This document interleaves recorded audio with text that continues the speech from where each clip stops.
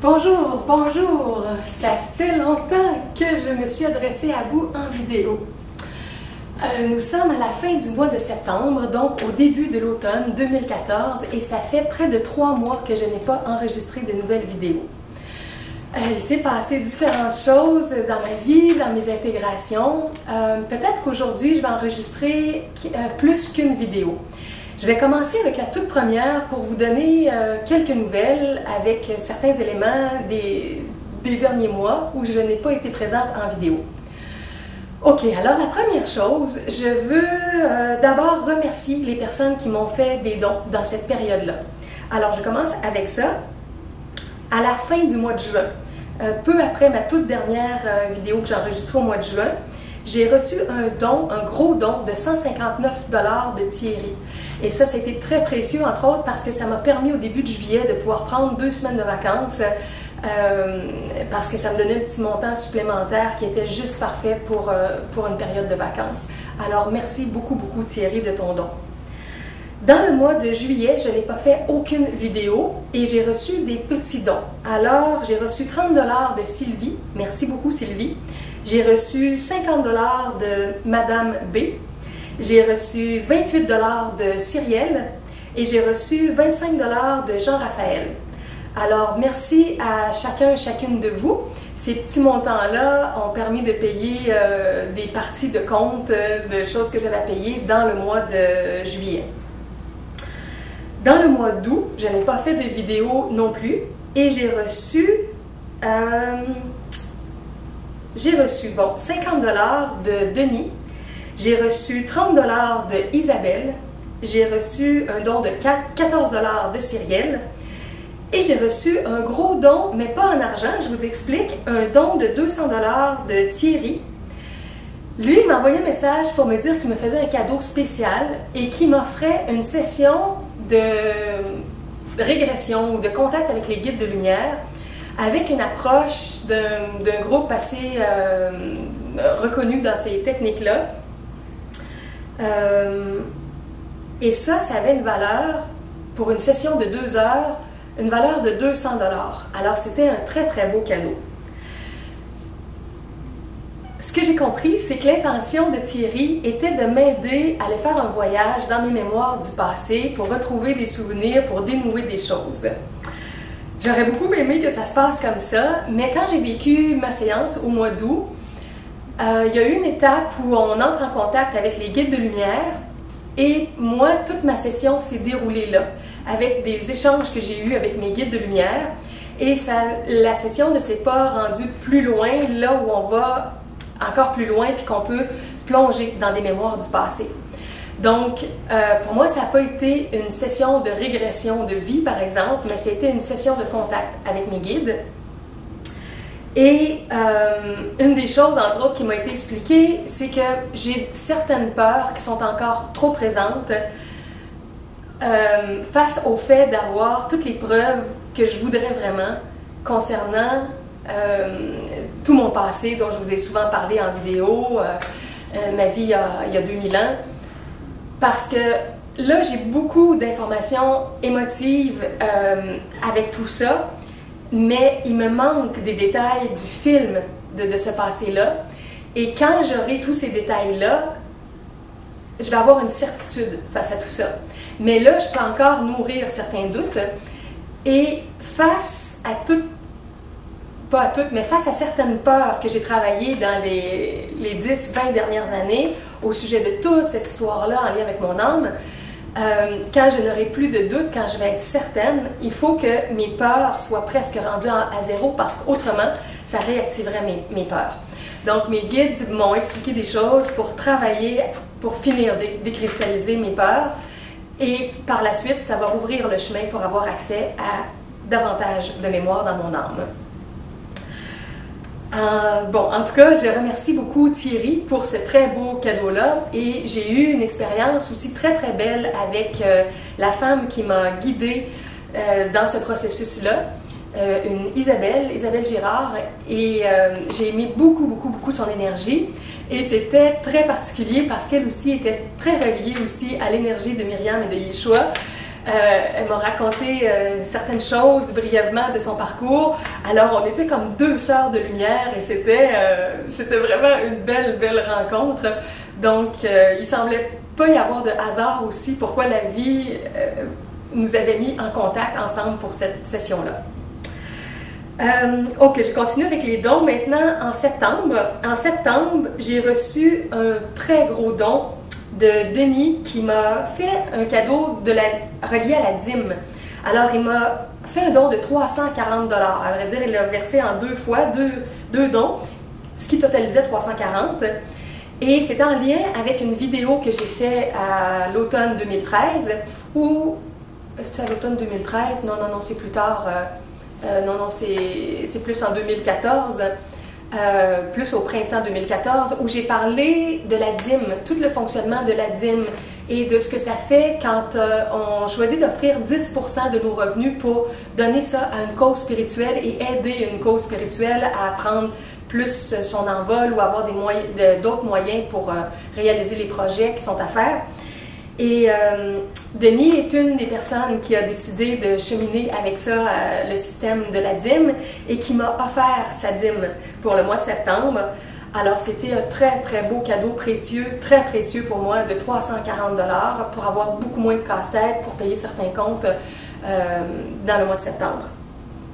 J'ai reçu aussi un très beau don de Rosaire qui m'a offert 100 $.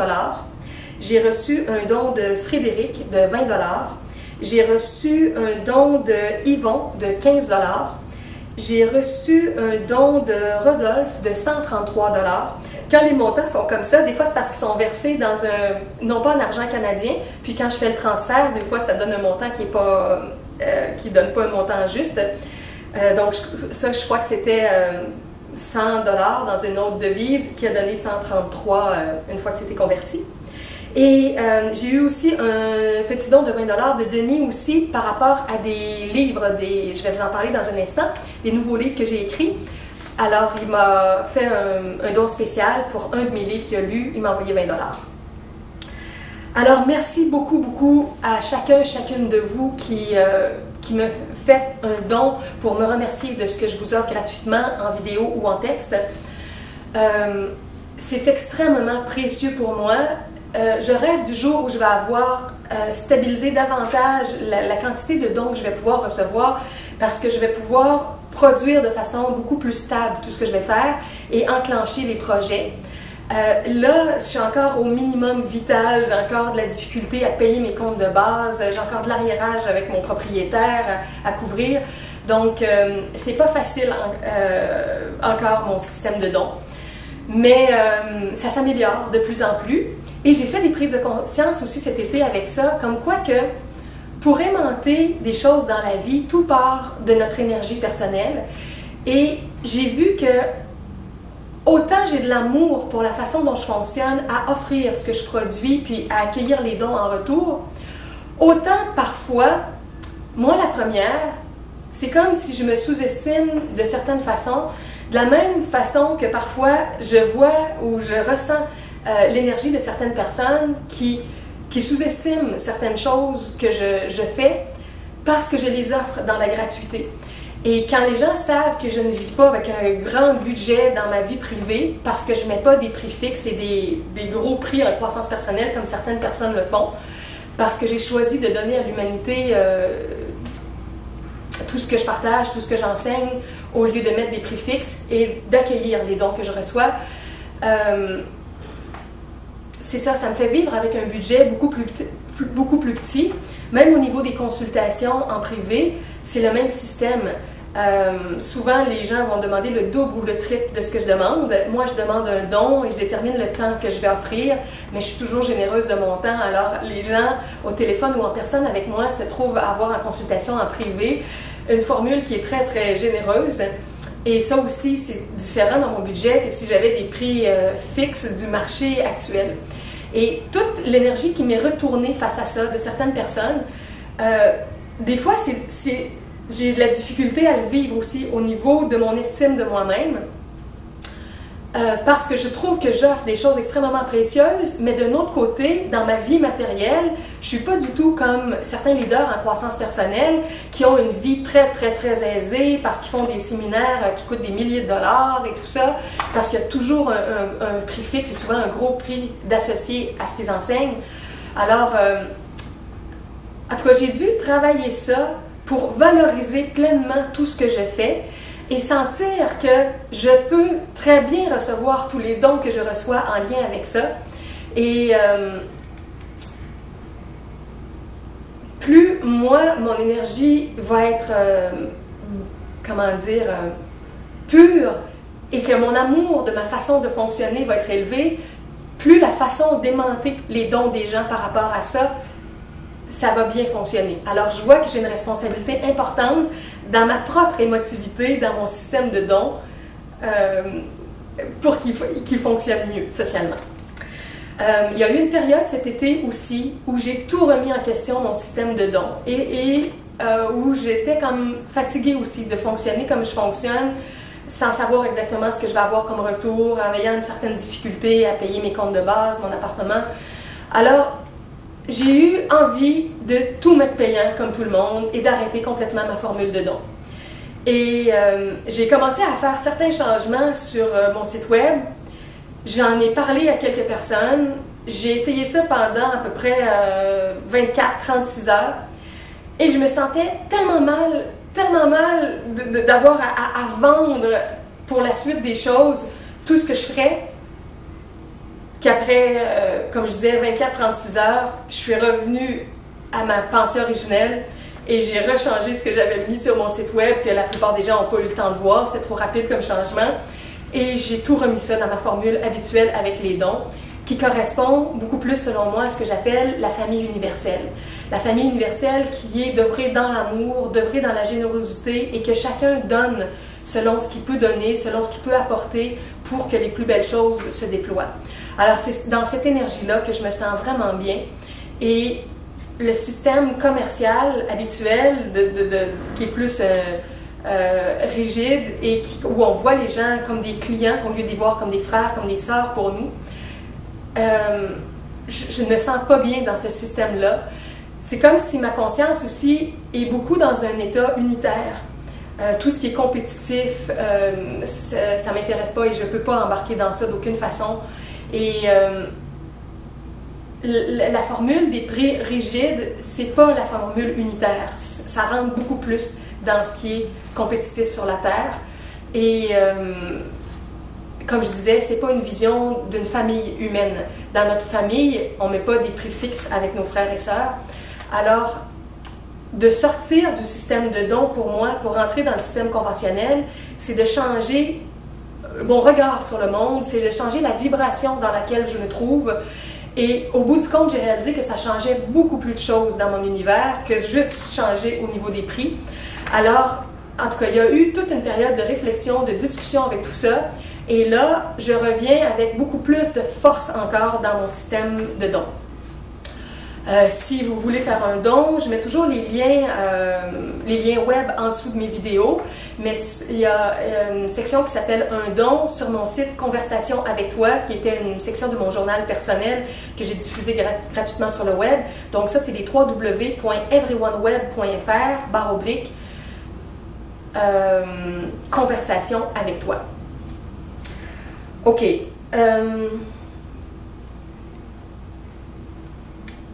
Maintenant, je vais vous parler aussi un petit peu des textes que j'ai écrits cet été.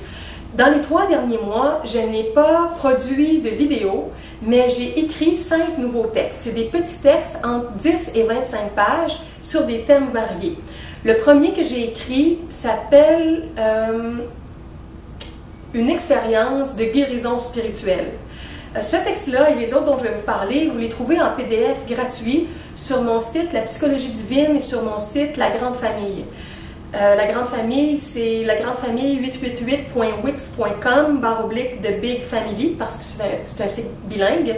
Et mon site, et c'est dans la section Don Gift que vous avez mes textes gratuits en PDF et d'autres textes aussi. Et vous avez ça sur mon site La Psychologie Divine aussi, la section Service, où je décris mon service de consultation avec don. et mes textes gratuits. Et ça, c'est le site, les www.lejardinvideo.wix.com/psychologie divine. OK, alors mon texte, une expérience de guérison spirituelle, c'est un travail de guérison à distance avec les gens que je propose et je vous explique toute ma technique. Alors vous pouvez le faire pour vous-même, vous pouvez le faire pour aider vos proches. Et je propose aussi une formule don si les gens veulent que je le fasse pour les aider dans leur parcours de guérison. Et ça va pour la guérison physique, psychologique, spirituelle et pour nous aider à trouver les causes également de nos maux, de nos malaises, de nos maladies. Alors vous verrez tout le résumé de cette technique-là dans mon texte, une expérience de guérison spirituelle. Et vous pourrez l'appliquer vous-même si vous n'avez pas directement recours à mes services. OK. L'autre livre par la suite que j'ai écrit, c'est pour les adolescents. Je l'ai intitulé « Pour les adolescents d'aujourd'hui et pour ceux du futur ».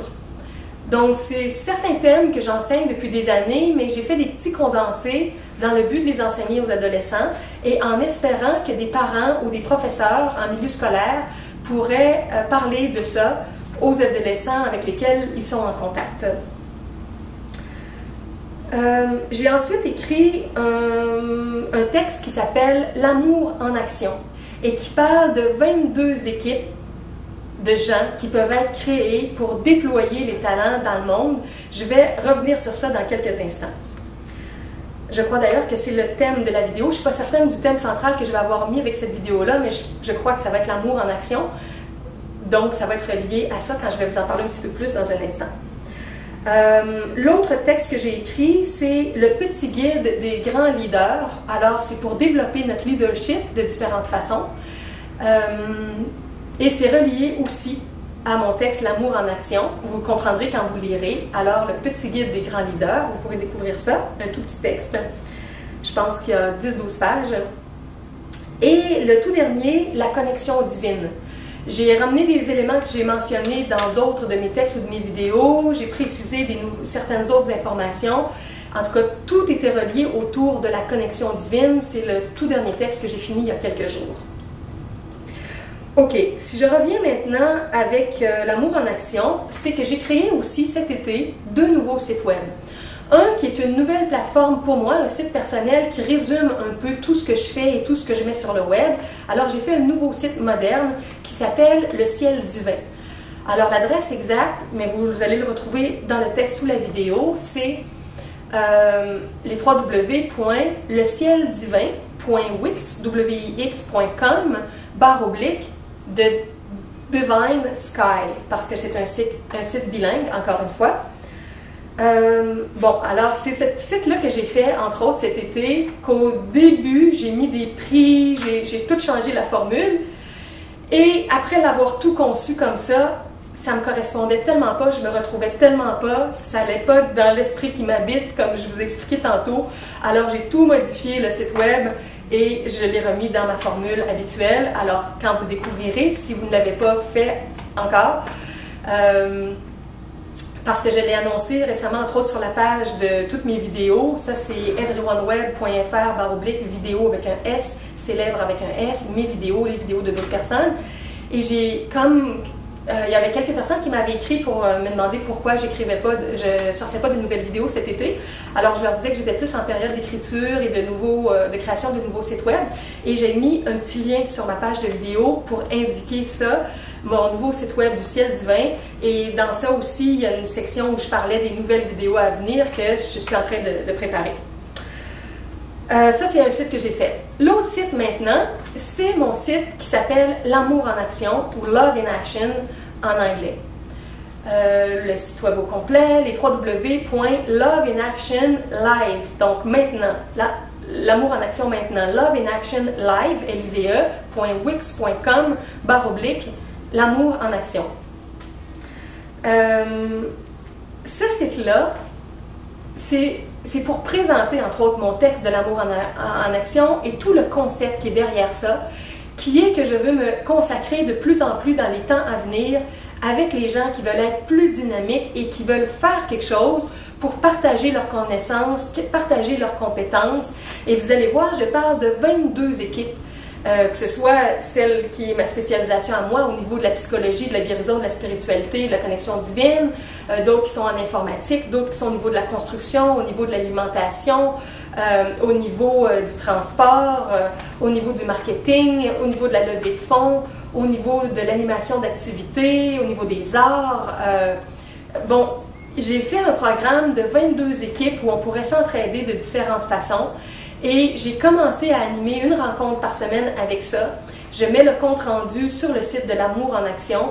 Donc, je vous invite vraiment à découvrir ce texte-là, ce projet-là, et vous pouvez participer à distance. Il y a des gens de Montréal qui peuvent venir directement, puis il y a des gens de Montréal ou d'ailleurs, de d'autres villes ou de d'autres pays, qui peuvent choisir d'embarquer dans une équipe et de voir comment ils pourraient contribuer à leur façon, ou encore qui peuvent créer une équipe ou plusieurs équipes là où ils vivent, dans leur ville ou leur village, dans leur pays.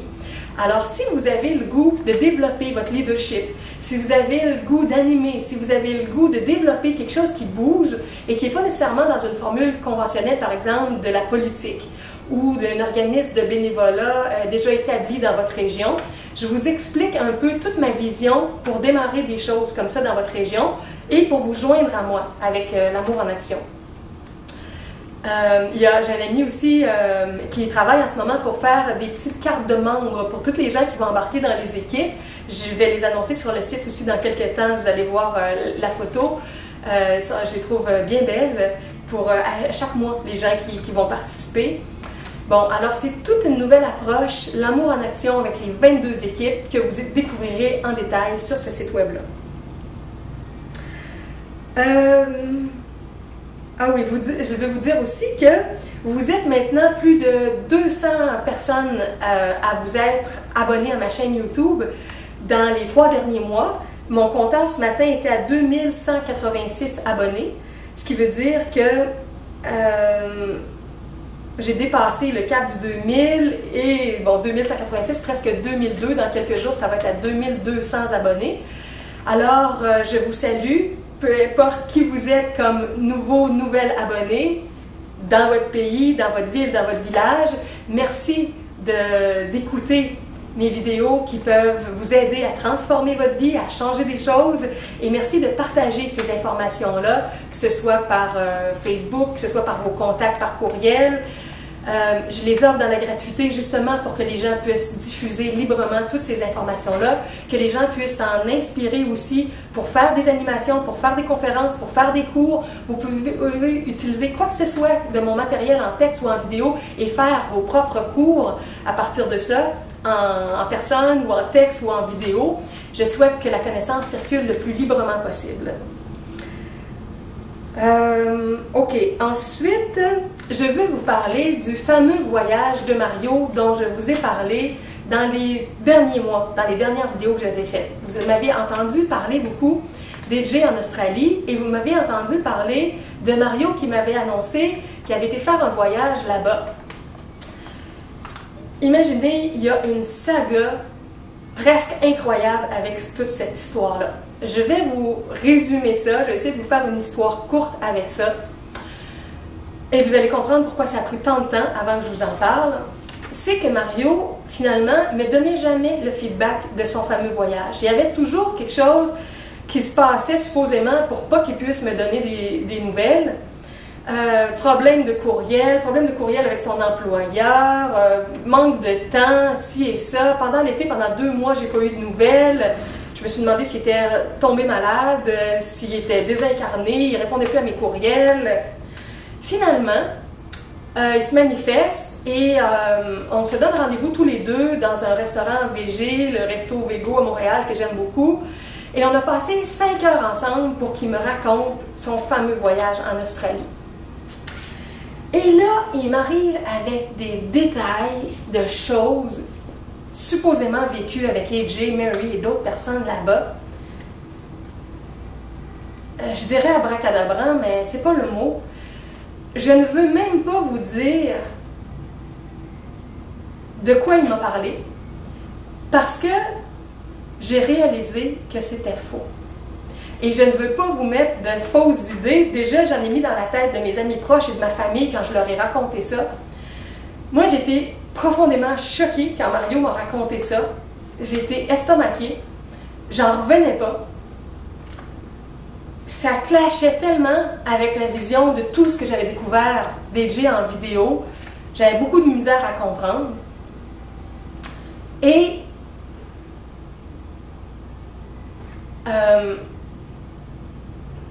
j'ai été tellement ébranlée qu'après qu'il m'ait raconté ça, j'ai retiré du web toutes mes vidéos que j'avais mis en lien avec AJ.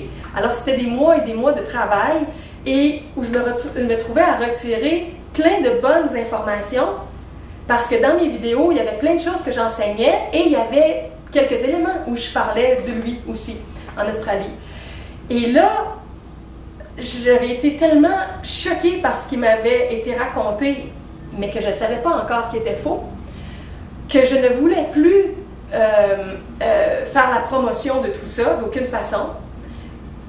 J'avais le sentiment d'avoir été profondément trompée, moi la première, et j'ai retiré du web pendant 2 semaines toutes ces vidéos-là. Mais ce qui s'est passé, c'est qu'après 2 jours, parce que ça m'a pris 2 semaines pour me démêler profondément de tout ça, mais après 2 jours, j'ai eu un message intérieur me disant, de mes guides de lumière, me disant que c'était faux, l'information que j'avais reçue. Ah, mais juste avant d'avoir cette information-là, j'ai écrit un message à AJ, mais comme vous le savez, je n'avais pas eu de retour dans la dernière année. Et je lui ai mentionné certaines choses qui m'avaient été racontées par Mario, et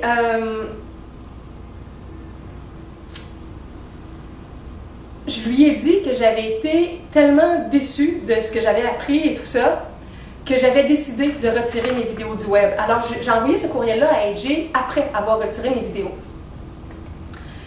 Et là, imaginez-vous, pendant 1 an, je ne reçois jamais de réponse. J'avais reçu une petite réponse de Mary, je vous en avais parlé au printemps, vers le printemps. Et lui me dit que tout ça, c'est complètement faux, qu'il n'a jamais rencontré Mario, qu'il ne le connaît pas, qu'il connaît seulement un Mario qui vit en Suisse, en Europe, bon. Et je lui demande comment je pourrais avoir la preuve que Mario me ment en comparaison de ce que lui me dit, parce que là c'est très difficile, c'est l'avis de 2 personnes. Et lui me réécrit en me disant pourquoi est-ce que tu as cru si facilement une personne comme ça qui vient te raconter toutes sortes d'histoires alors que tu me connais d'une certaine façon dans ton âme et avec les vidéos que je produis et tout ça.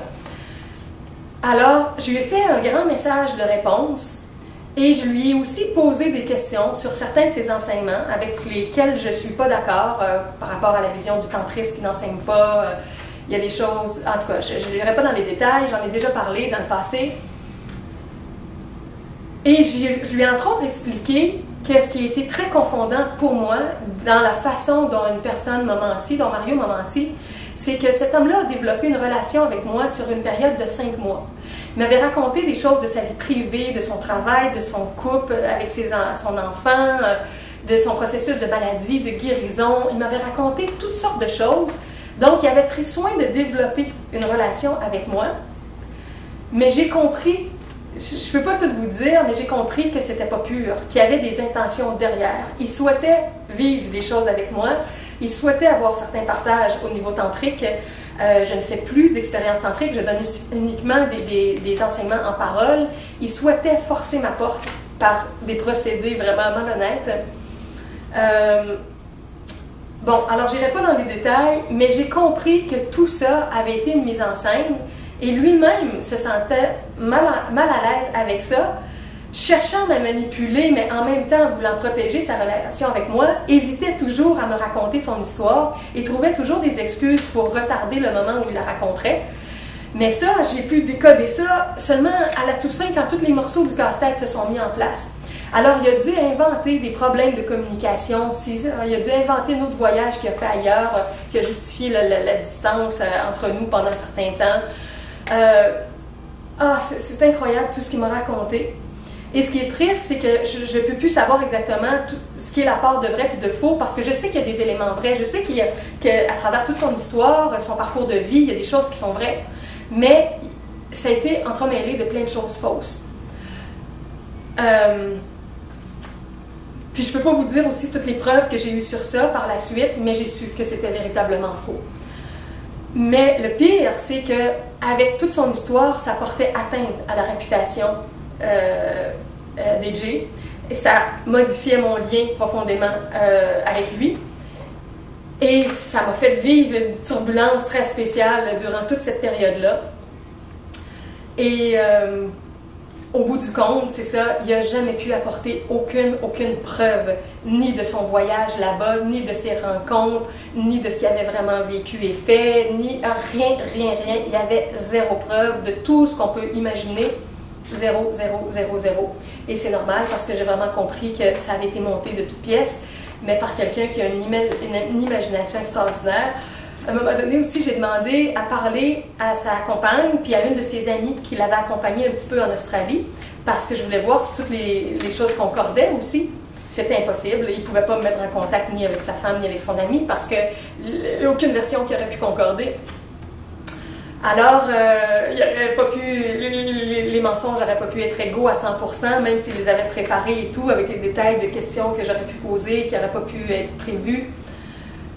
Alors ça m'a beaucoup fait réfléchir aussi sur la façon dont les gens peuvent mentir sur d'autres personnes, sur des gens qui sont publics, sur comment des gens pourraient mentir sur moi, éventuellement, ou sur qui que ce soit, sur comment parfois dans les médias, il y a des mensonges sur certaines personnes.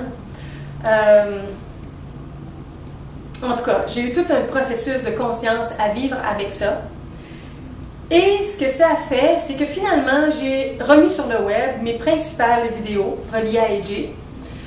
Mais j'ai décidé de quand même garder une distance parce que ce qui a été difficile aussi avec ça, c'est que le seul courriel où AJ m'a répondu, finalement, c'était pour me dire que ce qu'on avait dit sur lui, c'était complètement faux, puis que ce qu'on connaît de lui par tout ce qu'il raconte et toutes ses vidéos, toute sa transparence, c'est vraiment tel qu'il est, puis que, bon. Et tout ce qui concernait les choses de mon passé, de mon âme, de mes mémoires, des questions que j'avais sur son enseignement sur certains éléments, il n'a pas voulu répondre à rien. Il m'a marqué très clairement qu'il ne voulait répondre à aucun commentaire de mon courriel, qu'il ne m'écrivait que pour me préciser qu'on avait menti à son sujet et qu'il ne voulait pas que je reste avec cette idée-là fausse. Mais pour tout le reste, il maintenait finalement la position qui avait été là dans la dernière année, qui était qu'il ne voulait pas de communication avec moi. Alors ça me laisse très perplexe et c'est très difficile de comprendre qu'est-ce qui se passe à ce niveau-là pour moi. Et c'est difficile parce qu'en même temps que j'ai énormément d'estime ou d'admiration pour lui, pour tout son travail, la seule fois qu'il m'a répondu, c'est en lien avec le seul des courriels que j'ai envoyés qui était comme un peu et beaucoup, qui était négatif dans le sens que je lui disais ce qu'on m'avait dit à son sujet, que personne ne savait dans les vidéos supposément, et que c'était pas très beau ce qui m'avait été raconté, et finalement c'était tout des mensonges. Et je lui écris tout ça, puis c'est là-dessus qu'il me répond, alors ça faisait pas une bonne énergie de communication en plus. Alors avec tout ça, puis il a terminé son message en lui disant qu'il me demandait de ne pas lui réécrire. Puis dans son message, il disait qu'il pensait que j'étais manipulée par des êtres qui me manipulent et qui me mentent. Comme cette personne-là que j'avais rencontrée. Alors, je continue d'avoir une idée qui ne peut pas être claire face à lui, d'aimer, d'estimer plein de choses de son travail, de reconnaître plein de choses dans son énergie, dans son âme, mais en même temps, la façon dont il rentre en contact avec moi ou qu'il ne veut pas de contact, qui ne veut pas de clarification, qui ne veut pas expliquer rien sur les thèmes de ses enseignements sur lesquels, selon moi, il y a quelques erreurs et tout ça,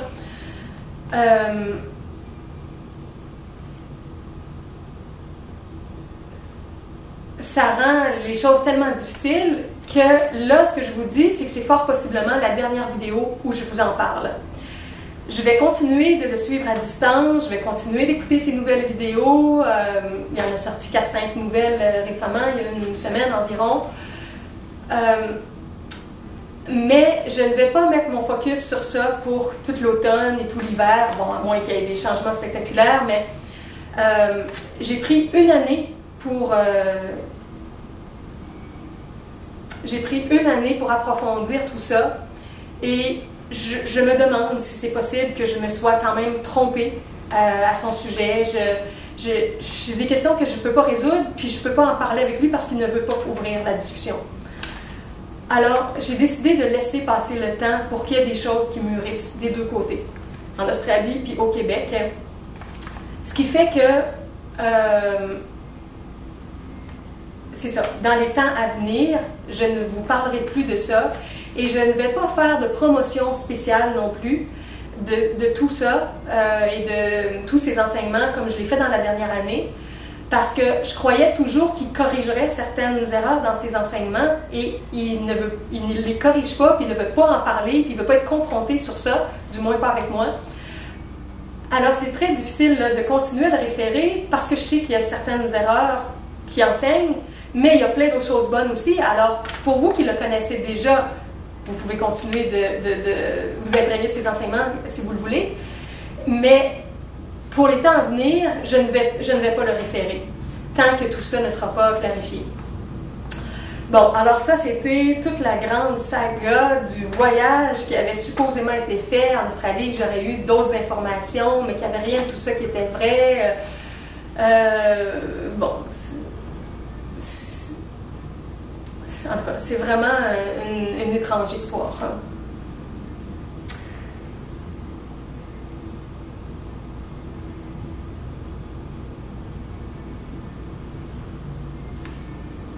OK, je vais terminer aussi cette vidéo-là, puis les prochaines que je vais enregistrer, peut-être aujourd'hui ou dans les prochains jours, vont être sur un thème précis, mais là, c'était toutes les nouvelles que je voulais donner. Je veux aussi expliquer une chose que j'ai réalisée récemment. Il y a eu un gros événement de famille important dans ma famille, dans ma parenté, auquel je n'ai pas pu participer pour des raisons énergétiques. Et j'ai dû faire plein de prises de conscience parce que j'aurais vraiment voulu être là. Et je savais que c'était difficile pour des gens de ma famille de comprendre aussi pourquoi je ne pouvais pas être là. Parce que c'était quelque chose de très important. Et ça m'a fait creuser tellement loin à l'intérieur de moi. Peut-être que vous vivez ça vous aussi parfois dans votre vie quand vous vous questionnez si vous allez être présent à certains événements, à certains endroits, à certaines occasions. Lorsque vous êtes invité, quand c'est plus privé, quand c'est plus familial, quand c'est plus amical ou professionnel. Et chaque personne a trouvé où est sa limite. Quand est-ce qu'on dit oui, quand est-ce qu'on dit non, quand est-ce qu'on est entre les deux, où on met nos limites. Et dans certains contextes où il y a une pression beaucoup plus grande pour participer à des événements, c'est très difficile de se respecter et de dire non. Et dans la période où j'ai eu à brasser ça, la pression était tellement forte pour moi pour que je participe à l'événement.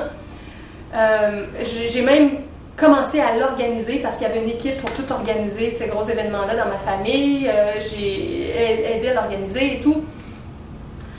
Mais je me sentais mal parce que mon énergie disait que je devais me retirer.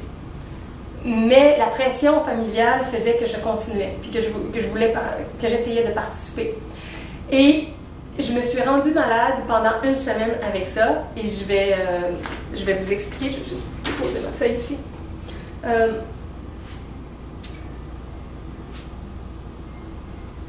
J'ai eu une paralysie du bras et de la main pendant quelques jours. Moi, je somatise assez assez rapidement, quand je ne suis pas à l'écoute de ma conscience divine, quand je ne respecte pas ce que je dois vraiment faire, quand je ne suis pas dans mon courant d'amour plus pur, je ressens rapidement dans mon corps des conséquences. Au printemps 2012, j'avais enregistré une vidéo qui avait dans le titre la guérison, le pardon. Je sais qu'il y avait ces deux mots-là, puis il y en avait un troisième, la libération, je pense. Puis j'avais décrit tout un processus à un moment donné où j'avais été malade pendant une semaine. Je crois que c'était en 2011. J'ai enregistré la vidéo en 2012. Et j'avais expliqué tout ce que j'avais découvert au niveau émotionnel et spirituel, où j'avais eu des blocages dans mon champ d'énergie, puis comment je m'étais rendue malade et comment je m'étais régénérée. Et là, j'ai dû faire le même processus il y a X semaines. En fait, tout a été déclenché lors d'une journée où j'ai dû écrire une adresse, un texte d'adresse pour la célébration en famille qu'on devait vivre, puis j'ai tout écrit une composition. Comme je suis écrivaine, l'énergie était assez fluide, j'ai écrit 10 pages, en tout cas c'était un beau texte, ça prenait 30 minutes à tout lire ça, l'histoire de vie de la personne et tout. Et après avoir écrit tout ça, j'ai commencé à sentir des raideurs dans mon bras, dans ma main, et ça s'est amplifié de plus en plus. Et dans les 2 journées qui ont suivi, j'étais dans un état où mes nerfs étaient tellement douloureux que je n'étais pas paralysée, mais c'était la douleur dans les nerfs ou dans les os qui était tellement grande que je ne pouvais plus bouger mon bras, ma main. Même juste mon bras comme ça me faisait mal. Alors si je me déplaçais, je devais tenir mon bras ou tenir ma main pour l'immobiliser le plus possible, pour pas que ça joue d'aucune façon dans le déplacement des muscles, des nerfs ou des os. Et j'avais rien eu, j'avais pas eu d'accident, je m'étais pas cognée, rien de spécial. Alors je comprenais que je somatisais, je comprenais que c'était un processus spirituel et mental et émotionnel qui passait dans mon corps. Et là, j'ai fait un processus d'autothérapie. Je ne pouvais même pas utiliser mon journal personnel, je ne pouvais pas écrire juste la position de la main, soit à l'ordinateur avec la souris ou avec un crayon, c'était impossible. J'avais tellement de douleur dans la main. Il fallait qu'elle soit complètement immobile. Alors j'ai parlé avec Pierre, le père de ma fille, j'ai parlé avec ma fille, j'ai parlé de tout ça pour comprendre qu'est-ce qui se passait dans mes émotions dans cette période-là. Et ce qui se passait, c'est que j'allais contre l'énergie de ma conscience. Je faisais tout ce qui était à faire pour organiser la célébration familiale et participer de différentes façons. Puis j'ai composé une chanson, j'ai composé un texte d'adresse, on imaginait comment la rencontre se déroulerait.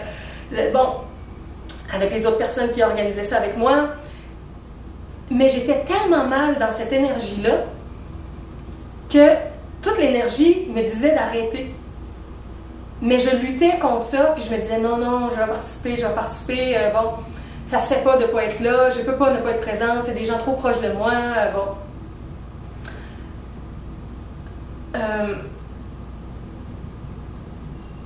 Et finalement, j'en suis venue à la conclusion que là, j'avais pas le choix d'écouter ma conscience, j'avais pas le choix d'être marginale comme je le suis souvent, d'être une des rares qui ne participerait pas, de ne pas y assister, bon. Et graduellement, quand j'ai compris ça, quand j'ai compris que c'était le nœud de l'affaire, mes émotions se sont apaisées, mon énergie s'est mise à mieux circuler, j'étais plus en paix avec moi, ça s'est dénoué dans mon bras, puis en l'espace de quelques jours, toute l'énergie s'est revenue correcte. Il me reste un petit quelque chose. Disons, si je prends des objets très lourds, je vois que j'ai une petite faiblesse au niveau de la main, mais je dirais à 98%, c'est réglé.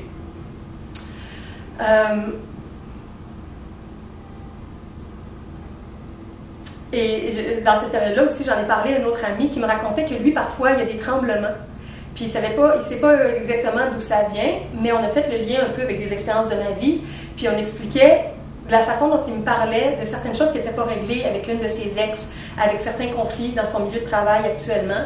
Les difficultés émotionnelles qu'il vit avec ça, ça l'affecte, ça le stresse, ça génère des tensions et des peurs, et ça affecte son système nerveux, et ça fait que parfois, il y a certains tremblements à cause de ça. Alors, je ne sais pas vous ce que vous pouvez identifier dans votre vie, mais c'est certain qu'il y a des similitudes quelque part, parce que tout le monde est dans une situation semblable. Quand on n'est pas vraiment dans le respect de notre conscience divine, quand on n'est pas dans une harmonie plus grande, un amour plus grand de qui on est et avec les autres, ça peut générer divers symptômes dans notre corps. Et là, je vais vous expliquer, ça c'était la première étape. Après ça, j'ai eu à méditer, à réfléchir, à écrire pour comprendre, mais pourquoi ma conscience divine, dans le fond, me demande de ne pas être là. Et là, j'ai fait une grande prise de conscience sur un phénomène complémentaire. J'ai compris les deux pôles d'une même médaille. Depuis des années, j'enseigne que plus on est dans la lumière, plus on est protégé, plus on a toute notre bulle de lumière, notre bulle d'amour. Et ça va être difficile que des gens qui ne sont pas dans une vibration semblable nous approchent vraiment ou nous parlent d'une façon qui ne soit pas alignée avec notre énergie plus spirituelle, plus amoureuse, plus respectueuse. On dit qu'on est comme des aimants et que la lumière attire la lumière. Et quand on est plus dans notre ombre, ça attire plus des choses de l'ombre. Alors ça fait des années que je parle de ça, que j'ai compris beaucoup de choses sur ça. Et j'ai toujours dit, la lumière fait une forme de protection qui fait que l'ombre ne peut pas nous rejoindre. Quand on parle aussi des dimensions parallèles, c'est encore plus flagrant. Parce qu'ici, sur le plan physique, des fois, il y a des gens de différents types d'énergie un peu partout, mais on est cantonné dans des maisons, des lieux, des quartiers, des régions différentes de la Terre, avec des vibrations différentes. Mais dans les plans vibratoires, c'est vraiment notre vibration qui fait que, tel qu'on est dans notre conscience, on se retrouve dans une sphère vibratoire ou une autre. Et quelqu'un qui est plus bas en énergie, qui vibre plus bas, ne peut pas aller dans une autre dimension. Comme je vous en ai souvent parlé, dans des vidéos du passé, on parle de frontières d'amour. Quand on n'a pas le degré d'amour suffisant, on ne peut pas franchir une certaine vibration et on ne peut pas entrer dans une sphère de vie. Mais là, ce que j'ai compris, c'est que quand on est, l'inverse que j'ai compris, c'est que quand on est dans un certain état d'amour, on ne peut pas entrer dans certaines zones d'inconscience ou de noirceur ou de lourdeur. Et ça va vous sembler étrange, mais ce que j'ai compris, c'est que la grande célébration qui était organisée, bien qu'en apparence, ça paraît très bien, c'est une célébration et tout, tous les gens qui sont présents là viennent avec leur niveau de conscience, avec leur niveau de lourdeur, avec leur niveau de fermeture, de blocage, de blessure, et ça donne une vibration. Et ce que j'ai enfin réussi à comprendre depuis des années, moi je disais, quand c'est des événements en petits groupes, sociaux ou familiaux, je peux être présente, mais quand c'est des gros groupes, je me sentais rapidement mal, puis je comprenais pas pourquoi, puis j'aimais mieux ne pas participer. Ce que j'ai compris, c'est à cause du clash vibratoire. Puis je suis sûre que vous vivez ça, vous autres aussi, à certains moments dans votre vie. En fait, c'est que quand on se retrouve avec un gros groupe, tout ce qu'on peut sentir, par exemple, en petit groupe avec 1, 2, 3, 5 personnes, ça va être maximisé, ça va être multiplié par 5, ça va être multiplié par 10, dépendamment du nombre de personnes qui vont être là. Moi, je suis une personne qui est très sensible aux énergies. Et à ce qui est lumineux, et à ce qui est sombre, à ce qui est plus conscient et inconscient, à ce qui est plus ouvert, à ce qui est plus fermé. Et si je me retrouve en petit groupe avec des personnes qui ont différents types de fermeture ou d'inconscience, où je processe cette énergie-là et c'est pas si mal parce qu'il y a quelques personnes. Mais quand on se retrouve avec un gros groupe, c'est une grosse charge d'énergie qui peut être plus inconsciente, qui est là, qui est à processer. Et je vais vous donner des exemples. Dans ce genre d'événements-là que je connais dans ma parenté, pourtant, il n'y a pas de conflit majeur, il n'y a pas de chicane majeure, il n'y a pas de haine. J'ai un élan d'amour vers ces personnes-là et c'est pour ça que c'est si difficile de me retirer et de ne pas participer parce que je les aime et ils m'aiment. Il n'y a pas de conflit. Mais dans le genre d'énergie qu'on porte pour nos vies, on est très différents. Eux ou elles, ces personnes-là, ces gens-là, ce sont des gens beaucoup plus conventionnels. Le premier niveau, c'est l'alimentation. Ce sont tous des gens qui ne sont pas végétariens, qui ne comprennent pas l'importance du végétarisme, qui n'ont pas de lien amoureux avec le règne animal comme moi, je le sens et je le vis. Ce qui fait en sorte que quand le repas est prévu, le buffet ou quoi que ce soit, c'est toujours un repas qui est prévu avec beaucoup, beaucoup de viande. Alors moi, qui est une hypersensible, si je suis avec 2, 3, 4 personnes qui mangent de la viande, puis que moi j'ai mon repas végétarien, c'est pas si mal. Mais si je suis avec 40, 50 personnes qui ont tous ou toute la viande dans leur assiette, tout ce que ça me fait ressentir et percevoir en lien avec eux, leur conscience, les animaux, la terre, c'est beaucoup plus gros.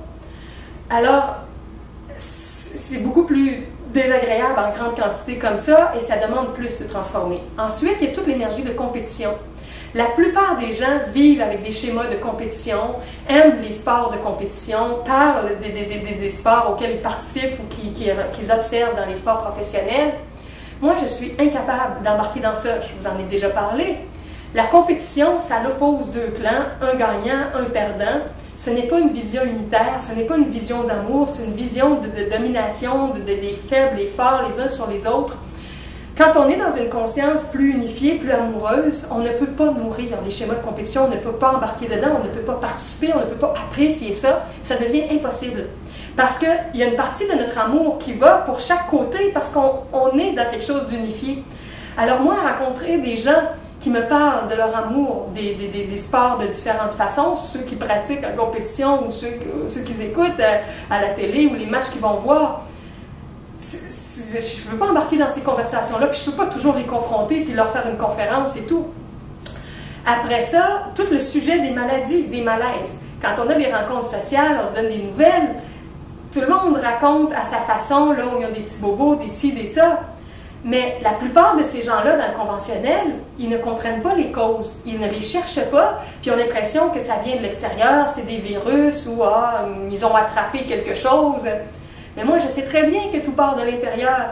Alors, je ne peux pas écouter un discours comme ça où les gens sont comme en position de victime, embarquer dans ça, nourrir ça, puis encore une fois, de l'autre côté, tout leur faire une conférence pour expliquer tout l'inverse, puis en général, c'est qu'ils ne sont pas intéressés, parce que de voir ce regard-là, c'est très responsabilisant, et là, il faut voir notre responsabilité personnelle.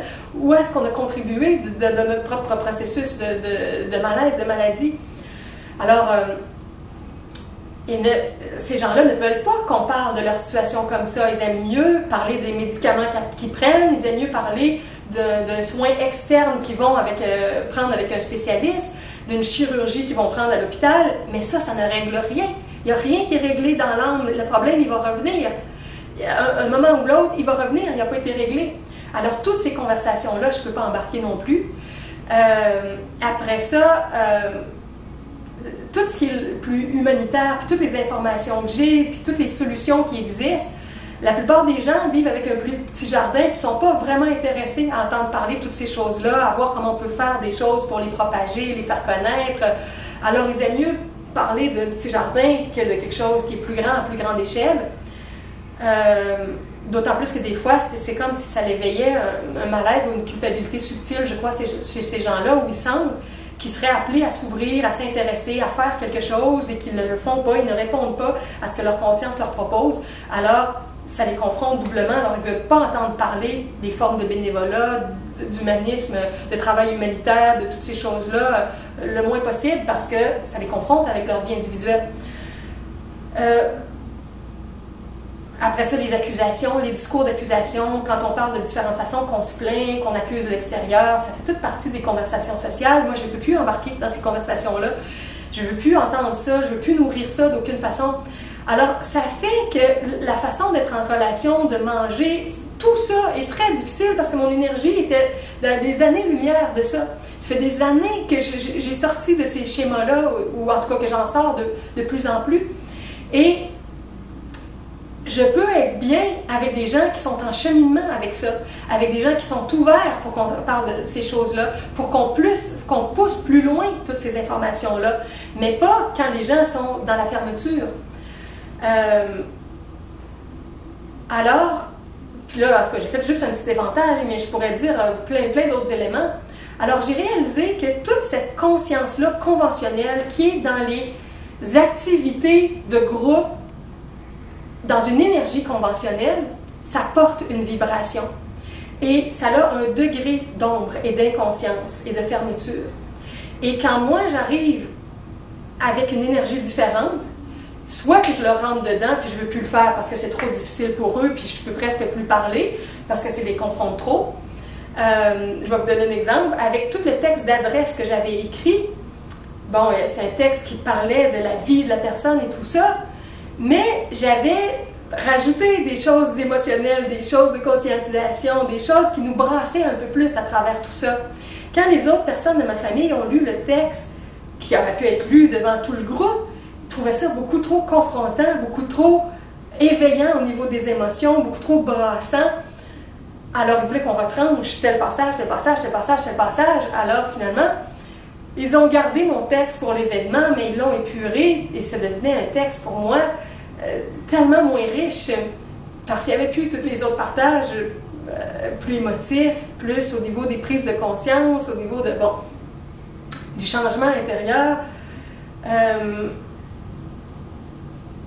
Alors tout ça pour vous dire que j'ai enfin compris clairement que les rencontres sociales qu'on fait, c'est des sphères de vie, c'est des sphères vibratoires où il y a une vibration qui est présente selon les personnes qui sont là. Et on ne peut pas changer ça rapidement, puis chaque personne a ses expériences à vivre pour arriver à ses compréhensions.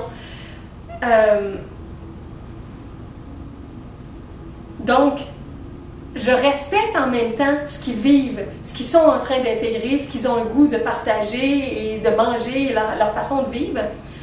Mais d'un autre côté, j'ai besoin de me respecter aussi dans ma façon d'être. Et avec tout ça, ça m'a fait comprendre pourquoi les événements de groupe qui ont une certaine vibration, je suis automatiquement mal quand je me retrouve là. Même si pourtant, j'aime les gens, j'aime ces âmes-là, je les connais depuis des années et tout ça, mais je ressens tellement le genre de mentalité qu'ils ont, les fermetures, les peurs, puis tout ça qu'ils ne veulent pas bouger, dont ils ne veulent pas parler, qu'ils ne veulent pas travailler. Alors, moi, je leur ai souvent dit, je ne participe pas en groupe, mais si vous voulez me voir en privé, si vous voulez me parler, mais on va parler de choses qui vont nous brasser au niveau de notre conscience. On ne va pas juste parler en surface des choses. Alors, ces gens-là ne viennent pas vers moi en privé non plus. Mais ils savent que ma porte est ouverte. Ce n'est pas que je ne veux pas du tout les voir, c'est que si je les vois, il faut que ce soit pour un processus de guérison, d'éveil, de conscientisation, de transformation, d'implication, de création. Faire quelque chose qui fait bouger vraiment notre âme et non pas juste répéter des scénarios qu'on connaît et qu'on répète comme un petit robot depuis très longtemps. Ce qui fait que là, avec tout ce que j'ai compris avec tout ça, avec le fait que je me suis rendue malade pour bien enraciner qu'est-ce qui se passait, qu'est-ce que je vivais, puis que j'ai travaillé pour récupérer ma santé aussi, tout ça est devenu plus conscient et je sais maintenant, et là ça va être clair. Et là, ce qui était difficile, c'était le changement aussi, c'est que j'avais dit que je participerais, puis après ça, je ne participais plus. Et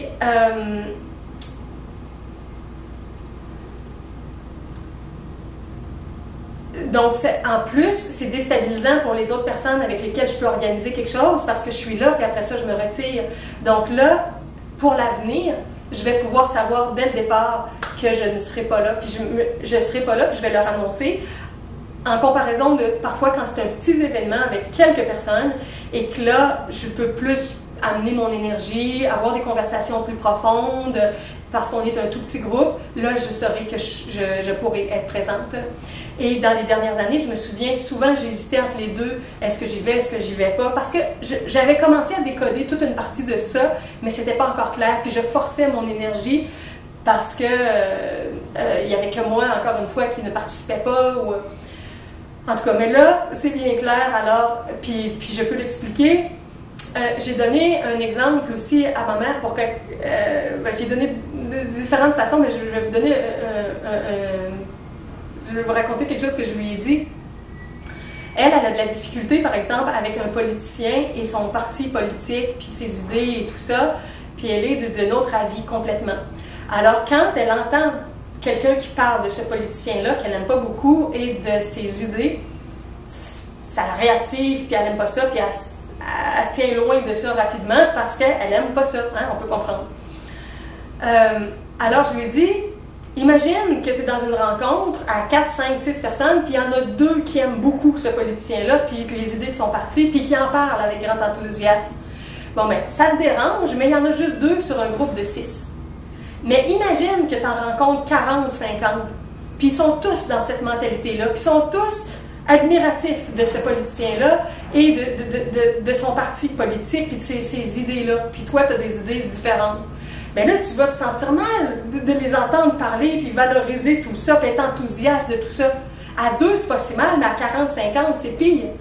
Là, elle comprenait. Elle comprenait comment je pouvais me sentir mal, mais vu qu'elle est plus conventionnelle en général, c'est pas elle qui se sent mal dans une rencontre sociale, c'est moi avec mon côté marginal.